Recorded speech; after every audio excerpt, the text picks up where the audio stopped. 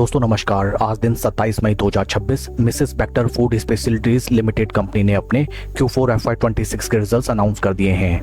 Total income निकल के आई है 459.17 करोड़, जो कि पास्ट क्वार्टर में थी 502.79 crore and in last year for the same quarter it was 421.06 crore.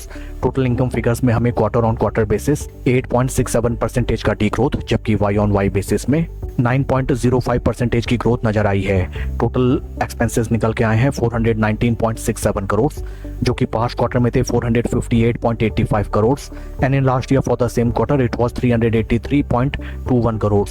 Total expenses figures में हमें क्वार्टर ऑन क्वार्टर बेसिस 8.53% का डिक्लाइन, जबकि वाई ऑन वाई बेसिस में 9.51% की इंक्रीमेंट नजर आई है।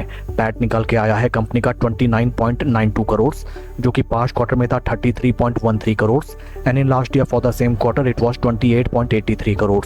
पैट फिगर्स में हमें sequential quarter on quarter basis 9.7% का डी ग्रोथ, जबकि वाई ऑन वाई बेसिस में 3.78% का ग्रोथ नजर आया है। EPS निकल के आया है 98 पैसा फॉर द क्वार्टर, जो कि पास्ट क्वार्टर में था 1 रुपी 8 पैसे and in last year for the same quarter it was 94 पैसे।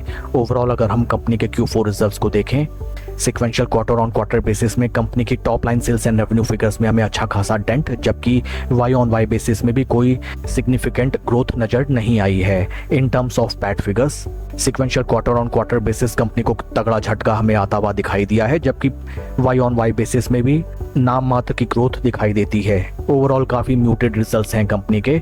Along with Q4 results company ने डिविडेंड भी अनाउंस किया है for its investors. Dividend details को अगर हम रेफर करें, dividend of ₹70 पैसा पर equity share has been declared as dividend by the board of directors of the company. आइए अब हम चलते हैं शेयर के टेक्निकल चार्ट पैटर्न की तरफ। This is weekly time frame, जहां पे स्टॉक में काफी जबरदस्त बियरिश ट्रेंड हमें काफी लंबे टाइम से ट्रेड होता हुआ नजर आता है। शेयर ने जो अपने हाईज लगाए थे in the month of September 2024 from those price points, right now stock हमें 58% के ड्रॉ डाउन में ट्रेड करता हुआ नजर आता है। इन बिटवीन अगर हम देखें, स्टॉक एक बार भी अपने 20 या फिर 50 वीक मूविंग एवरेजेस के ऊपर slow steady and confidently trade करता हुआ नजर नहीं आ सका, which reflects the importance of moving averages at the time of making fresh position in any stock. Right now अगर हम देखें, stock is very much bearish and अपने सभी इंपॉर्टेंट मूविंग एवरेजेस जो कि हैं 50 week moving averages, 200 week moving averages and 20 week moving averages, तीनों के नीचे स्टॉक हमें ट्रेड करता हुआ नजर आता है। एंड राइट नाउ स्टॉक अपने काफी क्रिटिकल डिमांड जोन पे ही हमें ट्रेड करता हुआ नजर आता है। इन केस स्टॉक अपने निचले प्राइस लेवल्स को प्रोटेक्ट करते हुए हमें 20 वीक मूविंग एवरेजेस के ऊपर एक बुलिश मोमेंटम दिखाए, then for the time being up to 200 week moving averages इस स्टॉक में हमें एक मध्यम टाइम ड्यूरेशन की रैली आती हुई नजर आ सकती है।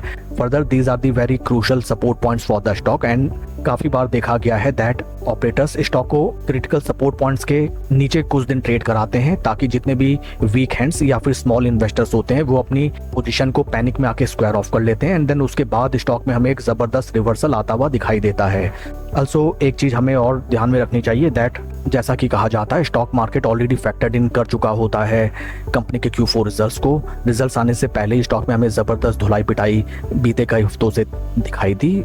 So right now we have to just wait and watch till a clear trend emerge in this stock for making fresh position. That's all for the video, friends. Please like and subscribe my channel. Thank you.